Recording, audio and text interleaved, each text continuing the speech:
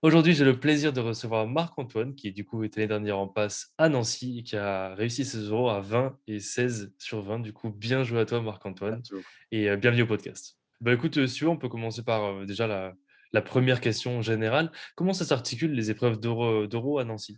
Alors à Nancy, on a 2 oraux. Le premier oral, c'est un oral assez simple, c'est un oral de motivation. Pour ça, on peut se préparer un peu à la maison parce que c'est, assez simple, comme oral. Donc en fait, déjà, en arrivant, on a 10 minutes de préparation où on est, Ouais, soit face à une feuille, soit face à une tablette. Moi, c'était une tablette, ok. et donc on remplit un petit questionnaire en fait, parfois c'est des QCM et parfois c'est, juste une question un peu rédactionnelle, mais ça parle de nous donc vous avez fait quel bac? Enfin maintenant il y a le nouveau bac, donc je pense que c'est quelle spécialité vous allez faire au bac? Qu'est-ce que vous faites, en dehors des cours? Est-ce que vous avez fait des stages? Si oui, dans quel domaine de la médecine et cetera? Et donc on a 10 minutes pour faire tout ça. Alors après on a 10 minutes d'oral qui sont découpées, donc on a 3 minutes où en fait on parle de nous. Donc les jurys ne disent rien, on parle de nous, D'accord. donc on dit ce qu'on veut.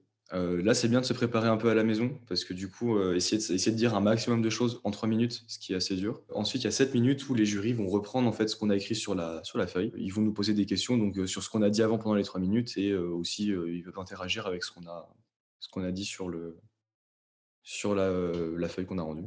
Vas-y, Le vas-y. deuxième oral, à Nancy, c'est un oral d'analyse de documents. Donc, on a un document, scientifique, hein, et donc, comme avant, 10 minutes de préparation pour, analyser le document et après, c'est découpé en 5 et 5. Donc 5 minutes où on parle, librement sur le texte et 5 minutes où on interagit avec le jury. Ok, et déjà, sachant tout cela, est-ce que déjà tout ça, tu le savais avant d'arriver à l'épreuve? Et si oui, comment tu t'es préparé du coup à ça? Alors, en fait, on avait eu quelques informations par, le tutorat de l'université. Le problème, c'est que, bah, je sais pas vraiment ce qui s'est passé, mais ils ont changé au dernier moment, certaines, modalités qu'on a appris le Ok. jour même, en fait, de l'épreuve. Donc, je sais pas si c'était lié, au fait que c'était la réforme ou j'en sais rien, mais, voilà. Bah, pour l'oral de motivation, du coup, je m'étais préparé moi à la maison. Je faisais un peu pour la petite introduction de 3 minutes, en fait, je m'étais entraîné tout seul, à essayer de mettre le plus d'informations, cohérentes avec le milieu médical me concernant. J'essayais de me dire: «Il faut que j'arrive à tenir entre, 2,40 et 3,30 quoi, max». Ouais, ouais, ouais, ok. Et après, bah, voilà, du coup, je m'étais mis aussi avec des amis et on travaillait ensemble, donc on se faisait nos petits speeches entre nous. Et pour l'oral d'analyse de documents, en fait, moi, j'ai eu la chance d'être inscrit dans une prépa qui m'a préparé, à des analyses de documents. Donc c'est assez simple et ça, du coup, on peut même s'entraîner tout seul, hein. Il suffit de prendre n'importe quel, journal, médical, ou scientifique sur internet, hein, il y en a plein. Il nous suffit d'en prendre un qui est pas trop long parce qu'il faut quand même réussir à le lire et à l'analyser en 10 minutes. Et puis, bah, idem avec des copains, on se mettait chacun un texte, on analysait pendant 10 minutes, puis après on se présentait le texte, on se posait des questions et puis voilà. D'ailleurs, ça, ouais, enfin, si vous avez pas de prépa ou quoi, ça se fait tout seul dans le sens où vous pouvez prendre votre téléphone, vous filmer ou faire ça avec des amis Voilà, et ou vous avec les diront parents vite, aussi ou présenter un frère ou une ouais. sœur, quoi. Et tu t'es préparé longtemps à l'avance ou pas du tout? Pas vraiment, en fait, j'ai fait bah, déjà nous à Nancy, ils ont été un peu loin de nous donner les résultats à la fin du S1 et du S2 Ouais, d'ailleurs, en fait. Je pense que j'ai dû commencer à travailler peut-être 3 semaines avant les oraux. Parce que je bossais pas non plus comme j'ai bossé toute l'année, enfin, c'était plus cool, hein. Par jour, je devais bosser peut-être, 3 heures max. tu te rappelles toi du sujet sur lequel tu es tombé?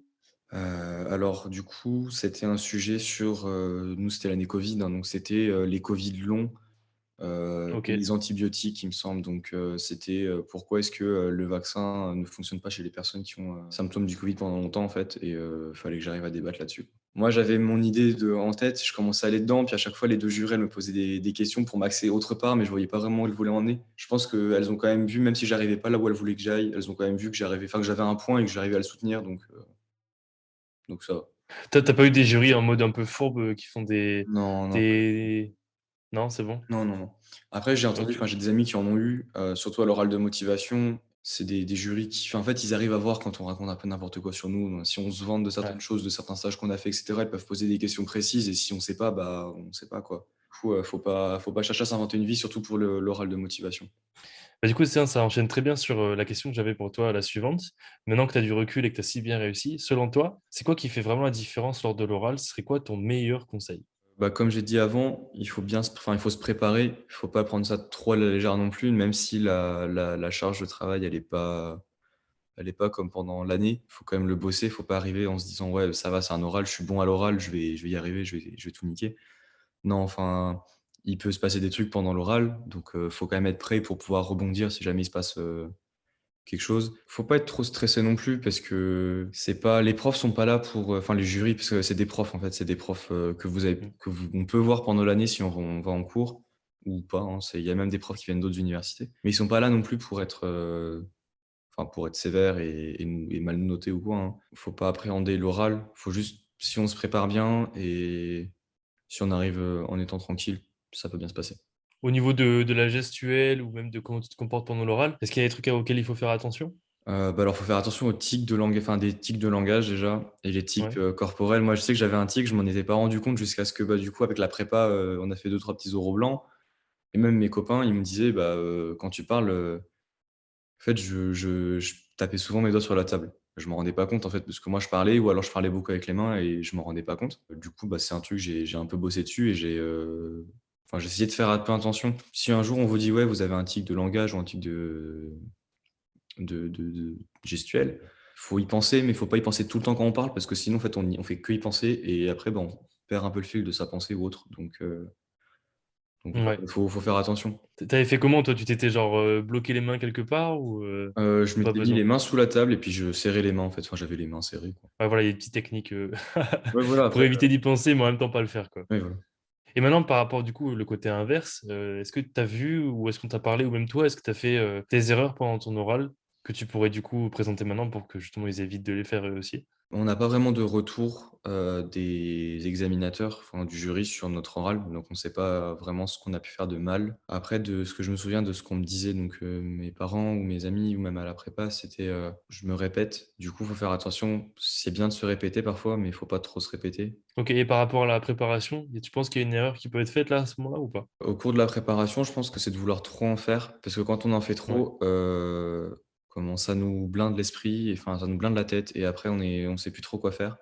Que ce soit pendant l'oral de motivation, si on veut trop en faire, on veut trop en dire et à ce moment-là, on va parler très, très vite et si on en parle trop vite, on va pas être compris par le jury et ça, je pense que ça peut être une erreur qui peuvent, enfin le jury peut, mal le prendre, qu'on n'arrive pas à nous comprendre et cetera. Que ce soit par exemple pour l'oral d'analyse de documents, si on fait trop d'analyses et cetera, le même jour, en même temps, après on commence à penser à quelque chose, on commence à faire un lien avec un autre article qu'on a pu lire, puis un autre et je pense que ça, les jurys, enfin eux, ils s'en fichent qu'on fasse des liens avec d'autres articles. Allez, vas-y, j'ai une dernière question pour Ouais. toi.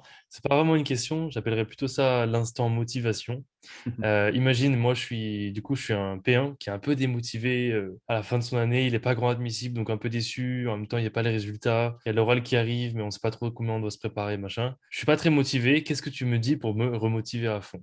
Alors déjà, être grand admis, ça fait pas grand-chose. C'est pas parce que, c'est juste sur le papier, en fait. Faut se dire que les grands admis, c'est des gens qui ont souvent eu, peut-être, une bonne mémoire et parfois ça se joue à très, très peu de place. Moi, ça s'est joué vraiment à une place, hein, donc voilà.